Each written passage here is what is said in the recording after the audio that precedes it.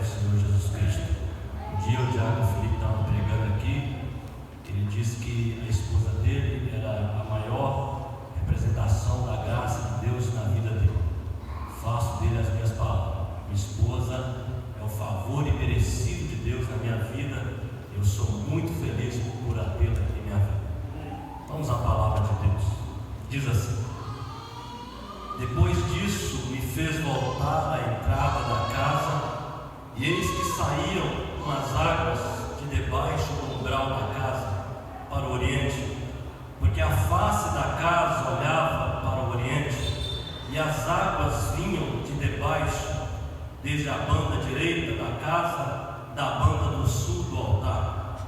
E ele me tirou pelo caminho da porta do norte, e me fez dar uma volta pelo caminho de fora, até a porta exterior, pelo caminho que olha para o oriente, e eis que corriam umas águas desde a banda direita.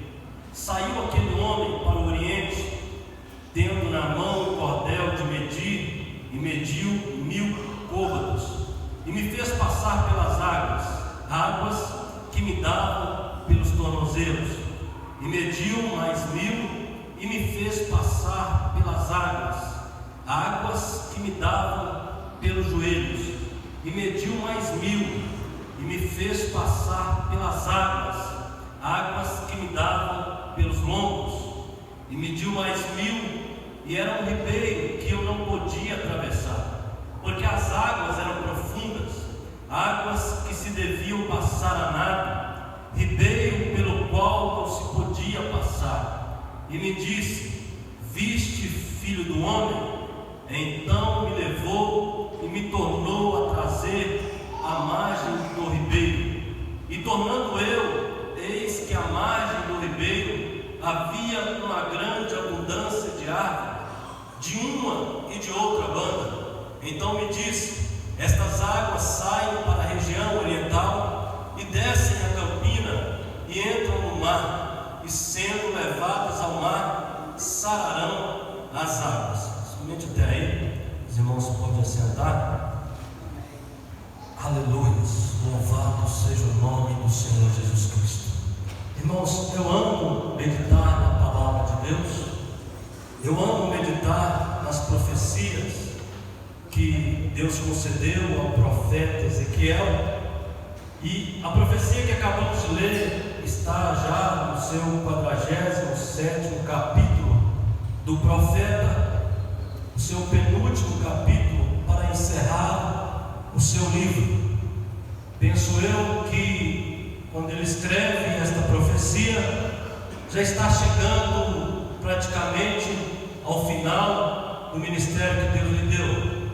Haja visto que no final do ministério que Deus dá para Ezequiel, ele continua sendo aquele mesmo homem de Deus que começou no capítulo 1, aquele mesmo profeta que outrora era sacerdote, mas quando Deus o chama para o ofício de profeta, ele imediatamente atende o chamado do Senhor. Ora, muitas vezes na vida da gente, depende do lugar que estamos, Deus costuma nos chamar para outro ofício. Deus quer muitas vezes nos usar de uma outra maneira, e de uma maneira diferente. Haja visto na Bíblia, na palavra de Deus, que o profeta Abacuque, contemporâneo também do profeta Ezequiel, junto com Daniel, Misael, Ananias e Azarias, o profeta Abacuque foi chamado para ser profeta, mas nós vemos que no seu livro ele age como sacerdote, ele ora pelo povo de Israel, ele clama e ele dá a Deus um sacrifício em favor do povo, para que o pecado do povo fosse perdoado. Ele até escreve um hino de louvor a Deus no seu livro de Abacuque. O que importa é ficarmos atentos e termos a visão de Deus e ser sensível à voz daquele que fala conosco, à voz do Espírito a qual nos chamou para fazermos uma boa obra, a voz daquele que nos chamou e que nos vocacionou. O profeta Ezequiel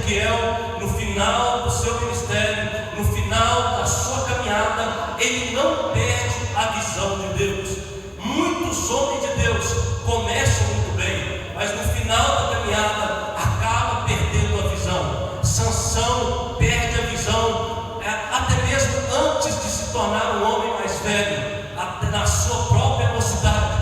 Apesar de ser um jovem criado na presença de Deus, ser bem criado por seus pais, ser ensinado o caminho da verdade, ser cheio e usado pelo Espírito Santo, a Bíblia diz que ele perde a visão e ele fica cego, e então na sua cegueira espiritual ele passa a fazer coisas erradas, ele passa a viver uma vida de pecado, e a sua carne ela inclina totalmente para as coisas pecaminosas desse mundo. Há vários exemplos de homem que perde a visão. Salomão é um exemplo a ser visto na palavra de Deus.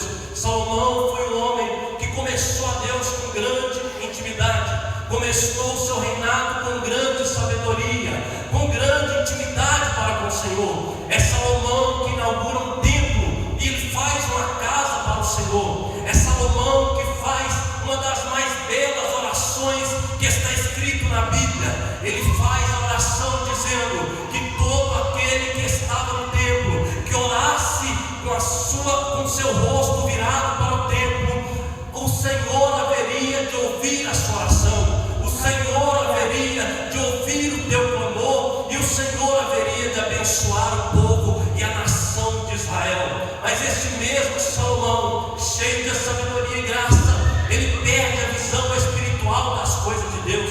Ele começa a fazer concessões, ele se casa com várias mulheres, 700 mulheres, 300 concubinas, casamento esses para fazer uma aliança política, com interesse em bens materiais para o seu próprio reino. Mas esses bens materiais o traz a um prejuízo espiritual, porque ele começa a fazer concessões às esposas a qual ele tinha casado. Primeiro ele desobedece à lei, que a lei não permitia que um homem de Israel casasse com a esposa mundana, que um homem de Israel casasse com as esposas dos outros povos, porque traziam para Israel a idolatria a qual aquele mundo era acostumado a viver. E esta idolatria veio para Israel e fulminou a sabedoria de Salomão, e fez com que Salomão perdesse a visão espiritual da santidade de Deus e preparasse altares a deuses estranhos. Salomão se curvou perante Astarote, Salomão se curvou a vários deuses antigos e permitiu adoração a outro Deus que não era o nosso verdadeiro Deus. Haja visto também ele perde a visão. Ele não só perde a visão física, mas perde a visão espiritual. A Bíblia diz que ele deixou e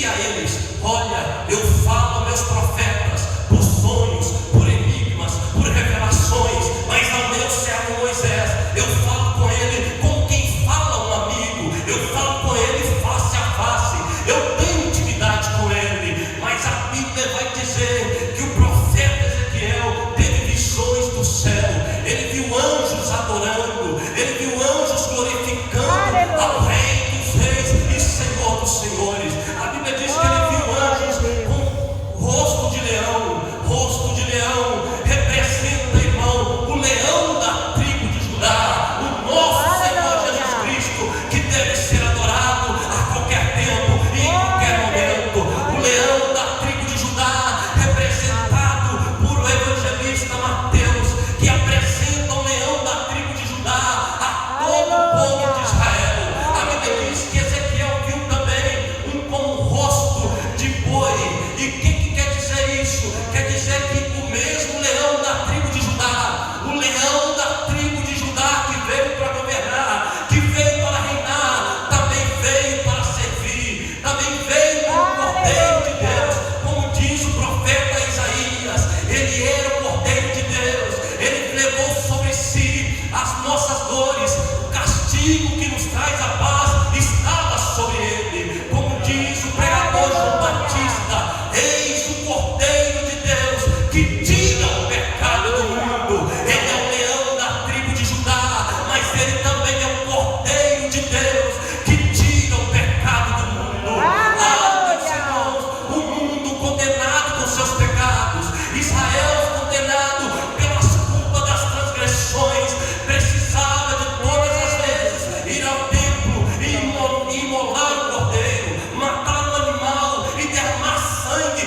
inocente, para que se cumprisse a culpa dos nossos pecados, para que se cumprisse a culpa do pecado daquele povo, para que o povo fosse perdoado. Mas Deus cansou desse sacrifício. O salmista diz: eu não quero mais sacrifício, porque os sacrifícios não eram de coração. As pessoas estavam adorando a Deus, pedindo perdão, mas já maquinando pecar novamente e outra vez trazer o cordeiro de novo. Então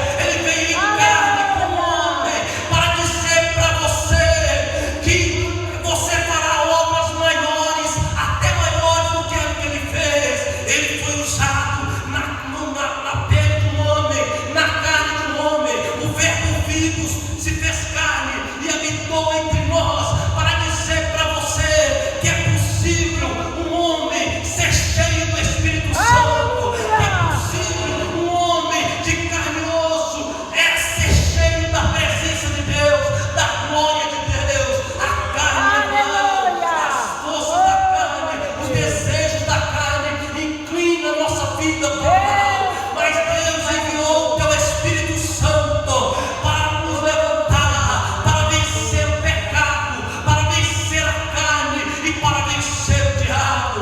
Aleluia, sangue de Jesus. O profeta Ezequiel não perde a visão. Parece crente da Assembleia de Deus, não perde a visão do céu. O mundo está mudado, as doutrinas estão mudando, o modo de se fazer o culto, as liturgias, as músicas, os shows evangélicos. Hoje não se fala mais em cruzadas evangelísticas. Hoje a reunião de povo de Deus não é mais uma cruzada para salvar almas, não é mais uma cruzada onde opera milagres, onde há cura, onde há batismo com o Espírito Santo. A reunião hoje é para se fazer shows e montam palcos muito belos, as roupas são maravilhosas, luzes e brilhos, e a gente vê somente o homem sendo adorado, nomes e mais nome, e Deus vai soprar o nome, e Deus vai levantar fulano, e vai levantar ciclano. Mas o crente da Assembleia de Deus não perde a visão do céu, não perde a visão da palavra de Deus. Nós estamos aqui para adorar a Ele, a glória é para Ele, o louvor é para Ele, a dele é a nossa vida, é dele a nossa adoração.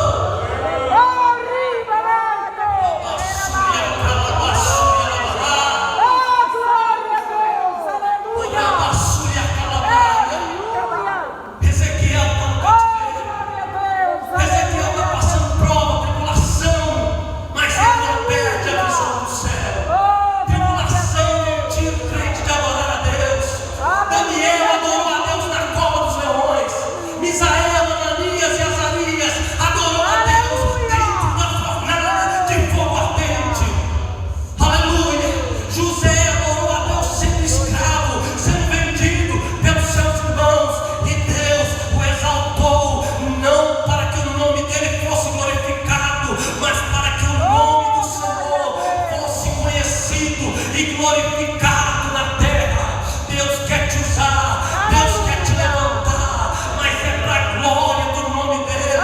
Você é propriedade peculiar de Deus, você é herança de Deus.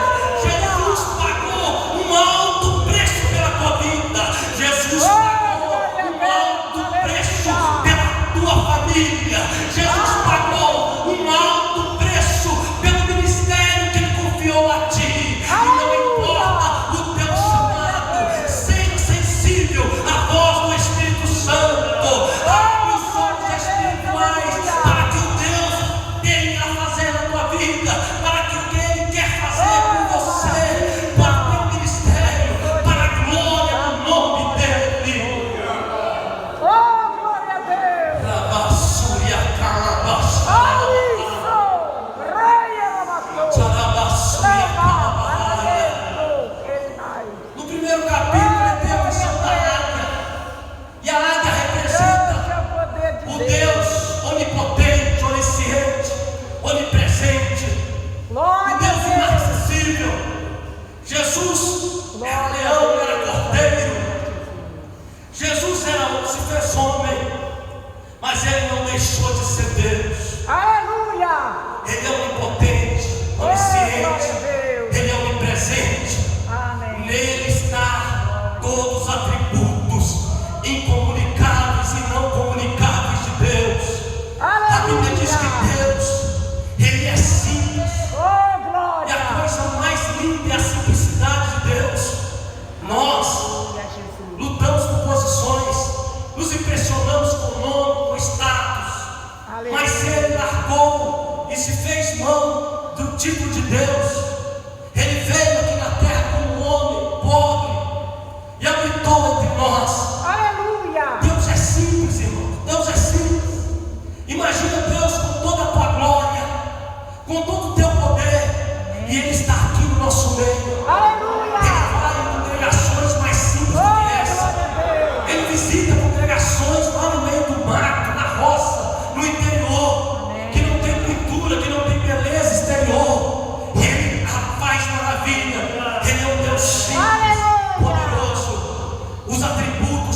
estava nele. E a Bíblia diz em Ezequiel 47, já terminando o seu livro, no penúltimo capítulo da profecia, ele não perde a visão da casa. Amém. Algumas traduções vão dizer que ele não perde a visão do templo, porque casa e templo, na Bíblia, em alguns versículos, em alguns capítulos, em algumas passagens, fala da mesma coisa: casa, templo, morada. O profeta Ezequiel não perde a visão. Sei que esse texto aqui tem uma revelação profunda e escatológica para o reinado de Cristo no milênio, mas tem uma aplicação também para a nossa vida. O profeta Ezequiel não perde a visão da casa de Deus. Ele não perde a visão do que é ser igreja, do que é ser corpo de Cristo, porque a igreja é o corpo de Cristo. A Bíblia diz, o apóstolo Paulo diz, que Cristo é o cabeça da igreja e nós somos membros de um só corpo, que é a igreja. Então cada membro, cada irmã inserida no corpo de Cristo, que é o cabeça, nós somos igreja. O profeta Ezequiel não perde a visão do templo, é claro, porque nós nos reunimos no templo, nós nos reunimos na igreja. Os dízimos e as ofertas são para construir um templo lindo e maravilhoso, para que se reúne a sua igreja. A falar de templo, o próprio Jesus disse: derrubai esse templo e em 3 dias eu o reconstruirei novamente. Quando ele fala do templo, ele fala do seu próprio corpo, que haveriam de matá-lo, mas no 3º dia ele haveria de ressuscitar novamente. A igreja do Senhor pode perseguir, pode tentar matar, pode jogar na sepultura, mas o cabeça da igreja, o Cristo, não vai deixar a igreja morrer. Alguns membros podem até estar doentes, podem até estar devagar e não respondendo ao que o cabeça manda, mas o Cristo Jesus não vai deixar os membros da igreja doentes e devagar. Ele vai dar força, ele vai dar vigor, para que cada membro cumpra o teu papel, para que cada crente, cada irmão e cada irmã cumpra o teu chamado na casa do Senhor. Ele te chamou para esta boa obra. Ele te chamou para cumprir o chamado de Deus na vida da igreja. Templo fala de morada, de casa, morada do Espírito Santo. A Bíblia diz que nós somos templo do Espírito Santo. O apóstolo diz: não entristeceis o Espírito Santo. Não sabeis vós que vós sois morada de Deus, tabernáculo do Altíssimo. Cada crente, cada irmão e cada irmã é o templo de Deus aqui na terra, é morada de Deus. Você é a habitação de Deus, e é por isso que nós temos que manter santo, é por isso que temos que manter a casa de Deus limpa e bem cuidada, porque é em nós que Ele vai fazer intimidade, é em nós que Ele vai dar comunhão, que Ele vai dar profundidade. O Espírito Santo está aqui nesta noite para derramar a tua glória em nossos corações.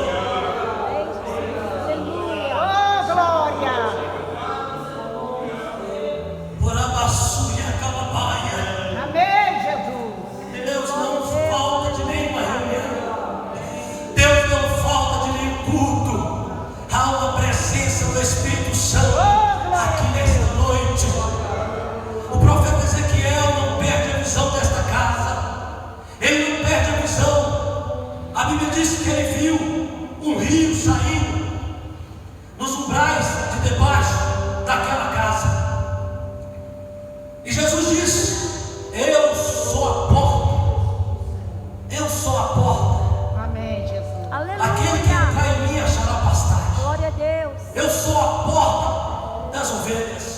Aleluia. Jesus é a porta. E Ezequiel viu a porta do templo. Ele viu a porta que é Cristo. Ele viu o caminho, a verdade e a vida.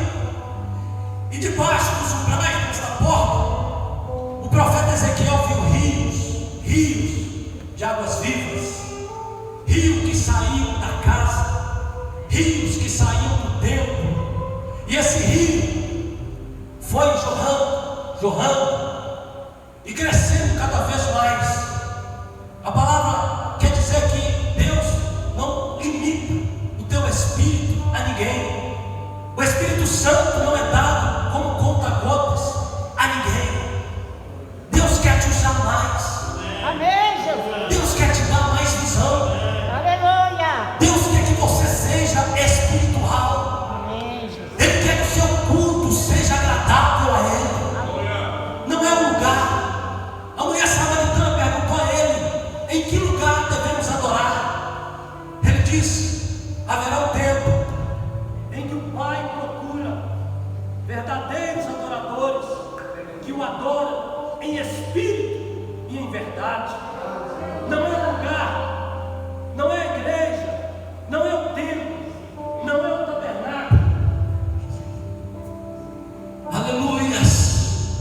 O verdadeiro lugar de adoração é o coração contrito, é o espírito e em verdade, é adorar a Ele com a nossa sinceridade, Amém. é sermos um crente de verdade, entregar a Ele tudo que temos. A Bíblia diz que Ananias e Safira foi um casal de fachada, uma família mentirosa, uma família que vivia de aparência. E eles, tentando manter a aparência, eles vendem um terreno e depositam aos pés dos apóstolos, retém metade do dinheiro, e para manter a aparência de que é crente, de que é um casal de Deus, de que é família de Deus, eles falam que o dinheiro todo estava ali e mente. O apóstolo Pedro disse: vocês não estão mentindo ao homem, mas estão mentindo ao Espírito Santo. Aleluia. Por quem tentou em teus coração tanta maldade? Por quem tentou em teu coração ser um crente falso de aparência? Não estava em teu poder. O terreno não era seu, o dinheiro não era seu. Não estava em teu querer dar o dinheiro ou entregar para a igreja. Porque mentiste ao Espírito Santo. Porque viveu uma vida de fachada. Agora você vai morrer, Ananias. Você vai morrer porque mentiste ao Espírito Santo. Não foi verdadeiro, não foi fiel. E ele morreu. A sua esposa chega logo depois, horas depois, e mente de novo. Traz de novo uma vida de aparência, uma vida falsa, tentando mostrar que era de Deus. O apóstolo Pedro pergunta para ela: o que vocês fez? Vocês venderam a propriedade e trouxeram todo o dinheiro? E ela susteia aquela mentira. Sim, nós vendemos tudo e trouxemos tudo que tinha, e entregamos aos pés dos apóstolos. Somos aqui, somos crentes, somos da casa de Deus, entregamos tudo que tinha.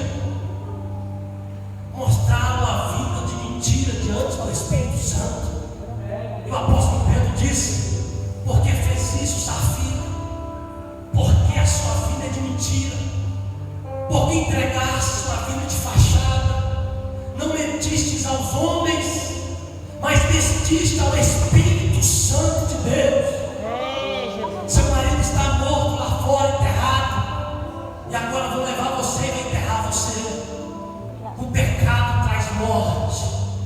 O encobrir o pecado traz morte. Mas o Espírito Santo traz vida. Aleluia. O sangue de Cristo que nos purifica de todo pecado traz vida novamente. Vamos orar. Fiquemos de pé. Calabaçúria, calabaçúria, calabaçúria, calabaçúria. Oh, Você glória. quiser vir aqui à frente, eu vou estar orando e ministrando aquilo que preguei nesta noite. Não perca a visão de Deus para a tua vida. Amém, Jesus. Calabaçúria, calabaia. Jesus ainda cura. Aleluia. Essa Glória a visão, você Deus. não pode ficar cego diante dessa Aleluia. situação de enfermidade. Abre os seus olhos espirituais nesta noite. Jesus Aleluia. cura. Aleluia. Glória a Deus. Oh, Deus. Glória. Santo é teu nome. Perseguição,